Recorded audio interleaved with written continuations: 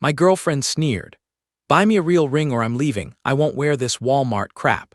When I proposed with an $800 band, I said, "Okay," returned it, liquidated $800,000 in silence, and invited her to the jewelry store to learn who I actually was. You know that moment when someone shows you exactly what they think you're worth, and it's so insulting that you realize you've been dating a complete stranger. Yeah, that happened to me 2 months ago when I proposed with what I thought was a beautiful ring, and honestly, her reaction taught me everything I needed to know about what really mattered to her. I'm Gatlin, 34, and for the past 2 years I've been working as a forklift operator at Midwest Distribution in Indianapolis. Nothing glamorous, just moving inventory, loading trucks, and keeping the warehouse running smoothly. It's honest work that keeps me grounded and gives me structure to my days. What my coworkers don't know is that I retired from active investing 5 years ago with a portfolio worth about $3.2 million. I made my money in day trading and early cryptocurrency investments, got out at the right time, and now live comfortably off dividends and conservative growth investments. So why am I working a warehouse job instead of lounging on a beach somewhere? Because I learned the hard way that when people know you have money, it changes everything about how they interact with you. Suddenly everyone wants something from you, and it becomes impossible to tell who likes you for who you are versus what you can provide them. After a few relationships that ended badly when women found out about my financial situation, I decided to try a different approach. Live modestly, work a regular job, and see if I could find someone who'd love me when they thought I was just another working guy trying to make ends meet. That's how I met Ember Caldwell 10 months ago. Ember works as a retail manager at an upscale boutique in downtown Indianapolis. She's beautiful, confident, and has this energy that draws people in.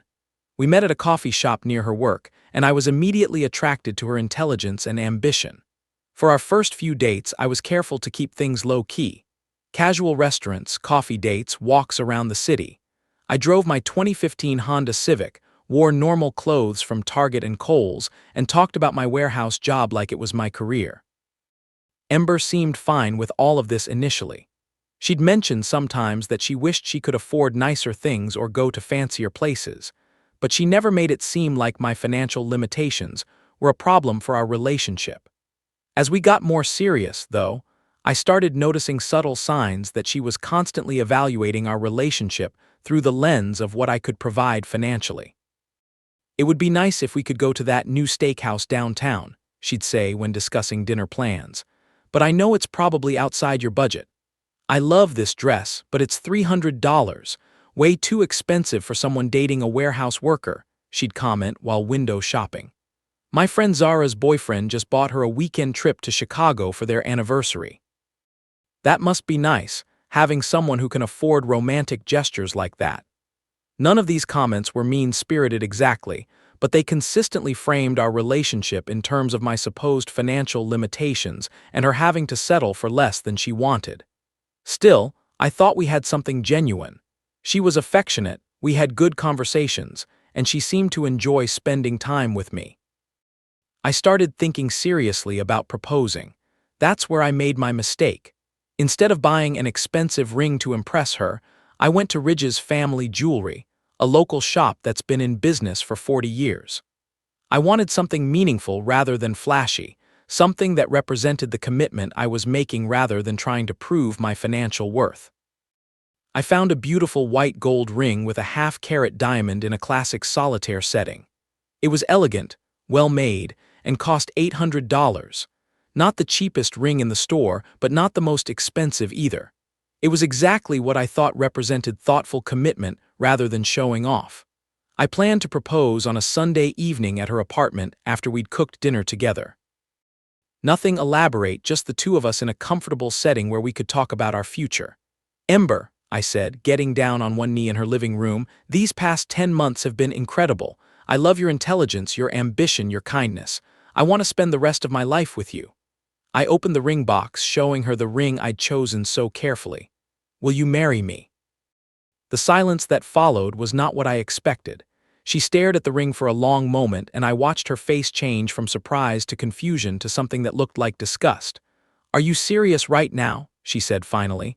I'm completely serious. I love you and I want to marry you. With this, she gestured at the ring like it was personally offensive to her. It's a beautiful ring from a family jeweler downtown. I thought you'd love it. She picked up the ring box and examined it more closely, her expression getting darker. Gatlin, this is embarrassing. This looks like something from Walmart. You want me to tell my friends I'm engaged and show them this pathetic thing? I was stunned. It's a quality ring from a reputable jeweler. The diamond is certified and the setting is solid white gold. I don't care what you call it. Look at this tiny stone. Look at this cheap setting. You think this is what I deserve after 10 months of dating? She closed the ring box and set it on the coffee table like she didn't want to touch it. Buy me a real ring or I'm leaving, she said flatly. This Walmart crap is insulting. My friends will laugh at this pathetic thing. I sat there in shock, trying to process what had just happened. The woman I thought I loved had just rejected my proposal because the ring wasn't expensive enough. How much do you think an engagement ring should cost? I asked carefully. At minimum $5,000, probably more like 8 to 10. Something that shows you're serious about providing for me, not some discount store embarrassment. And if I can't afford that, then you're not ready to get married. I'm 28 years old, Gatlin. I need security, not someone who thinks $800 is appropriate for the ring I'll wear for the rest of my life. She stood up and walked to the kitchen, leaving me sitting on the floor next to the rejected ring. I deserve better than dating a warehouse worker who can't afford a proper engagement ring, she called over her shoulder. When she came back, she had that determined expression I'd seen when she was negotiating with difficult customers at work. Here's what's going to happen, she said. You're going to return that thing and save up for a real ring. $5,000 minimum. When you can afford to propose properly, we'll have this conversation again. I looked at the ring box sitting on the table, thinking about the months I'd spent planning this moment and the care I'd put into choosing something meaningful. And what if I can't afford $5,000?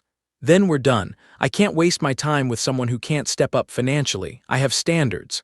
I picked up the ring box and stood up. Okay, I said calmly. Okay, what? Okay, I'll return the ring. She smiled for the first time since I'd proposed. Good. And start looking at rings in the 8 to 10,000 range. I've already seen some beautiful options that would be much more appropriate. I left her apartment that night feeling like I'd been punched in the stomach, not because she'd rejected the proposal, but because of how she'd done it. The cruelty in calling the ring Walmart crap. The way she'd made it clear that my worth as a partner was measured entirely by how much money I could spend on her. As I drove home in my Honda Civic, I started thinking about the $3.2 million sitting in my investment accounts. Money that could buy her any ring she wanted, along with the house, car, and lifestyle she obviously craved. Update 1. The next day, I returned the ring to Ridge's family jewelry and got my $800 back. When I told Ember, she was thrilled, assuming I was saving up for the expensive upgrade she demanded. I'm so proud of you for recognizing what I need, she said over dinner that week. This is going to be so much better.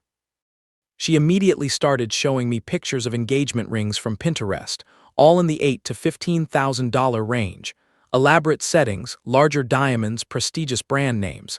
This is more what I had in mind, she said, showing me a ring that cost $12,000.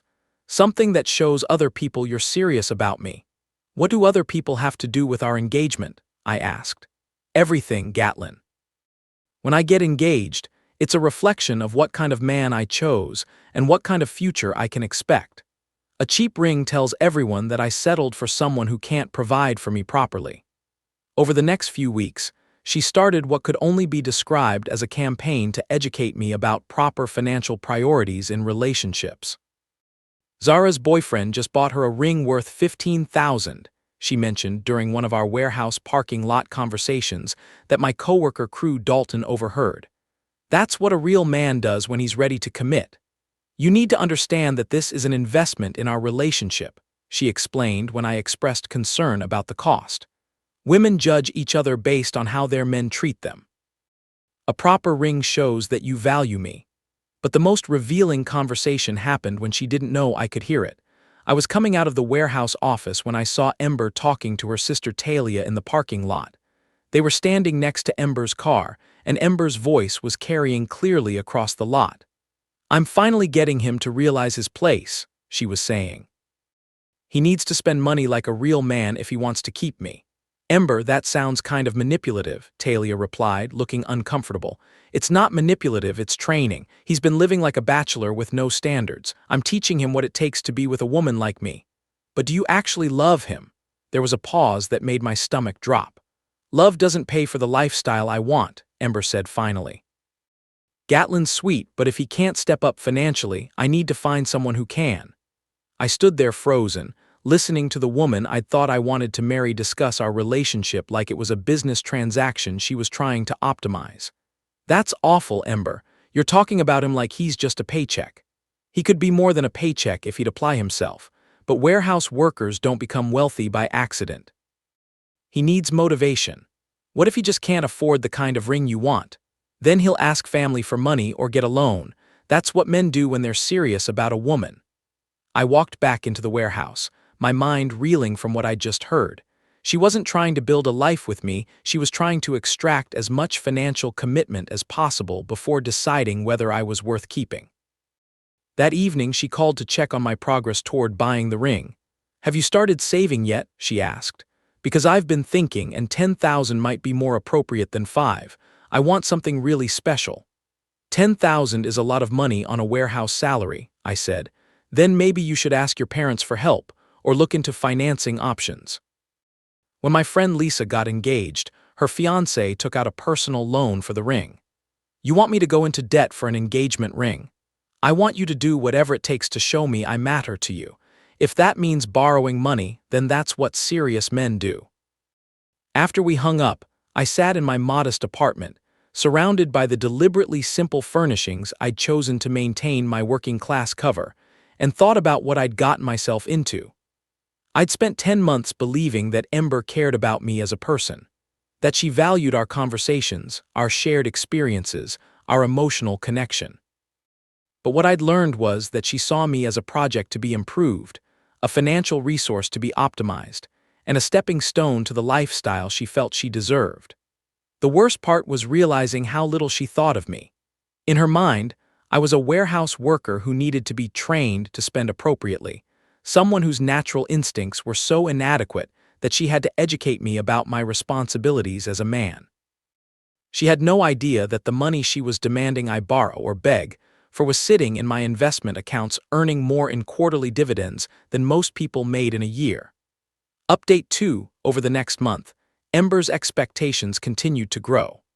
What started as demands for a $5,000 ring had evolved into a comprehensive vision of how I needed to transform myself financially to be worthy of marrying her. I've been thinking about the proposal itself, she said during dinner at a chain restaurant I'd chosen. It can't just be the ring. The whole experience needs to reflect the kind of man you're becoming. What do you mean? I mean we can't have you proposing in my apartment again. It needs to be somewhere impressive. A high-end restaurant, maybe a weekend trip to Chicago. Something that shows you understand how important this moment is. The ring budget had crept up to $10,000. The proposal venue needed to be expensive, and she'd started making suggestions about other improvements I should consider. You might want to think about getting a nicer apartment before we get engaged, she mentioned, while looking around my deliberately modest living space. Something that reflects your commitment to building a real future. And maybe look into financing a better car. The Honda is fine for a bachelor, but it's not really appropriate for a married man. Every conversation had become about what I needed to change, upgrade, or finance to meet her standards. Nothing about who I was as a person seemed to matter, only what I could transform myself into financially. The breaking point came during what I thought would be a pleasant dinner at Olive Garden. I'd suggested it because I genuinely enjoy their food and the comfortable atmosphere, but Ember's reaction made it clear that my restaurant choice was another failure in her eyes. This is exactly why I need to see that you can afford better, she said loudly enough for nearby tables to hear. I'm 28 years old, Gatlin. I need security, not someone who thinks chain restaurants are acceptable for important moments. Other diners were starting to look at our table, obviously uncomfortable with the public relationship discussion they were witnessing. This whole situation is embarrassing, she continued, gesturing around the restaurant. When I tell people about my engagement story, I don't want to have to lie about where it happened. I thought you'd enjoy a relaxed dinner where we could talk, I said quietly, hoping to de-escalate the scene she was creating. Relaxed? This isn't relaxed, it's cheap. You chose this place because you're afraid to spend real money, not because it's romantic or special. She pulled out her phone and showed me pictures of expensive restaurants downtown. These are appropriate venues for proposals. Places that show you understand the significance of what you're asking me to do. I looked around at the families enjoying their dinners, the couples on dates, the groups of friends sharing meals. All of them seemed perfectly happy with the food and atmosphere that Ember found so offensive. I just don't think the restaurant matters as much as the commitment we're making to each other, I said. That's because you don't understand what marriage means to a woman. It's not just about love, Gatlin. It's about security, status, and showing the world that you chose a man who can provide for you properly. She leaned forward, her voice getting more intense. Look around this place. Look at the people here. Is this really the life you want to offer me? Chain restaurants and discount stores and living paycheck to paycheck. I've never lived paycheck to paycheck, I said honestly. Because you have no financial responsibilities. Wait until you're trying to support a wife and family on a warehouse salary. Wait until you need to provide real security instead of just scraping by. That's when she delivered the ultimatum that ended everything. Here's what's going to happen, she said, her voice carrying to at least 3 nearby tables. You have until next Friday to figure this out. $10,000 ring, proper proposal venue, and a clear plan for how you're going to improve your financial situation. And if I can't do that, then I'm done. I can't waste any more time with someone who doesn't understand what it takes to be with a woman like me. She stood up from the table, grabbed her purse, and looked down at me with genuine contempt. Next Friday, Gatlin. Ring, venue, and proof that you're serious about becoming the kind of man I deserve. Or we're finished. She walked out of the restaurant, leaving me sitting alone with the check and about 30 strangers who just witnessed my girlfriend publicly dress me down for not being wealthy enough to meet her standards. I paid the bill and drove home in silence, thinking about the ultimatum she'd just delivered and the decision I needed to make. That evening, I called my former financial advisor, Paxton Reed, who still managed some of my accounts. Gatlin, good to hear from you. How's the working life treating you? It's been educational. Listen, I need to liquidate about $800,000 from the portfolio. That's a substantial withdrawal. Everything okay? Everything's fine. I just need liquid cash for a personal matter. No problem. I can have cashier's checks ready by Friday if you need them that quickly. Friday would be perfect. After I hung up, I sat in my modest apartment, surrounded by the deliberately simple life I'd built, and thought about what I was going to do with $800,000 and a woman who thought I was worth about as much as a chain restaurant dinner. Final update. Friday arrived, and I texted Ember that morning. Meet me at Ridge's family jewelry at 2 p.m. I have your ring. She arrived 15 minutes early, clearly excited about what she expected to be the expensive ring presentation she'd been demanding for weeks. She was dressed up for the occasion, probably anticipating photos she could post on social media to show off her upgraded engagement ring. Ridge Blackwell, the owner, had been expecting us. I'd called ahead to arrange for a private space where we could have the conversation that would end our relationship.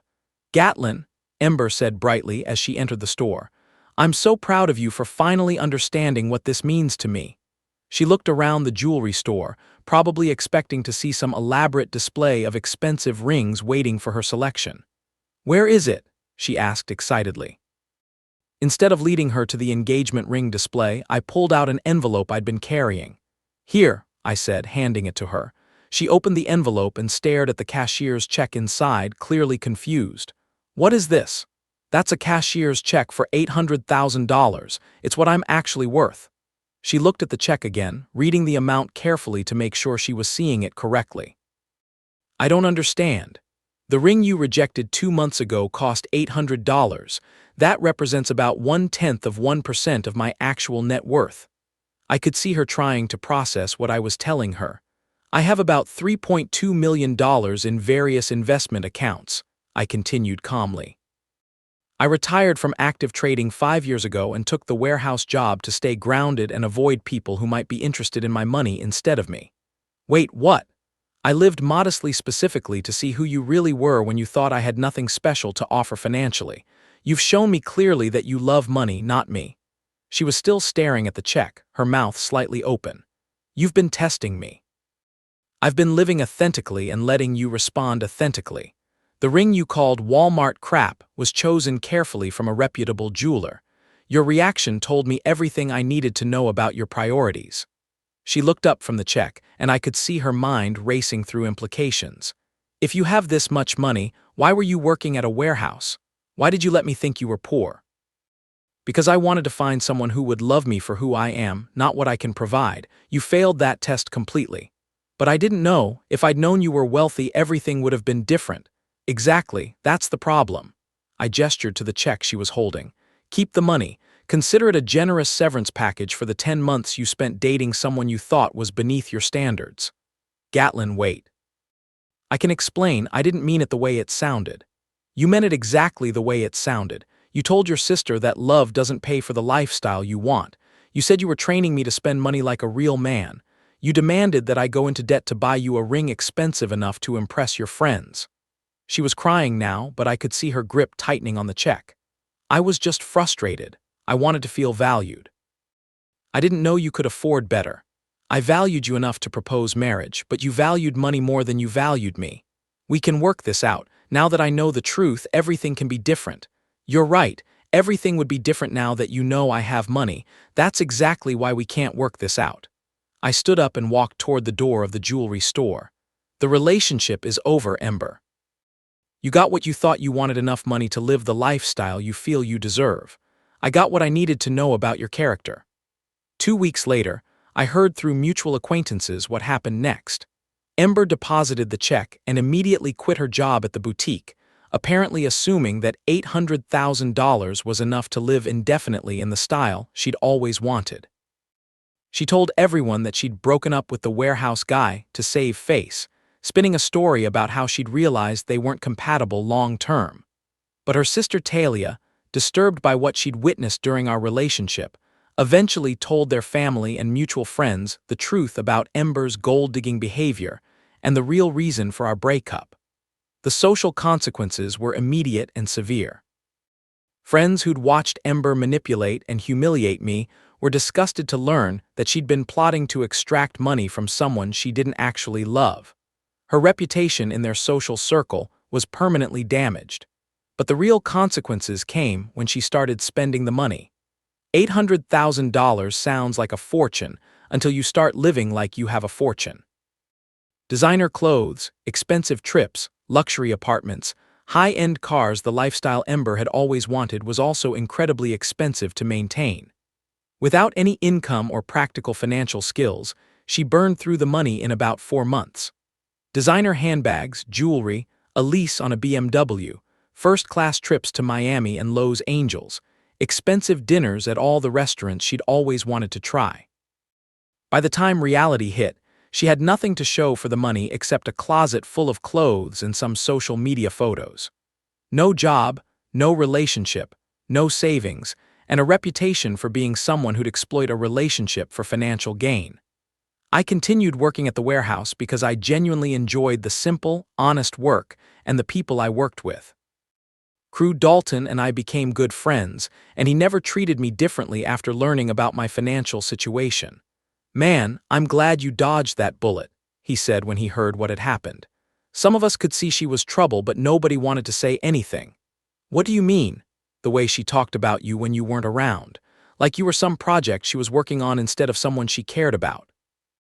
The experience taught me that living below your means isn't just about financial security, it's about personal security.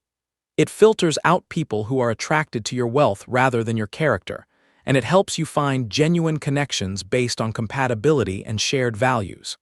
Ember got exactly what she said she wanted: enough money to live the lifestyle she felt she deserved.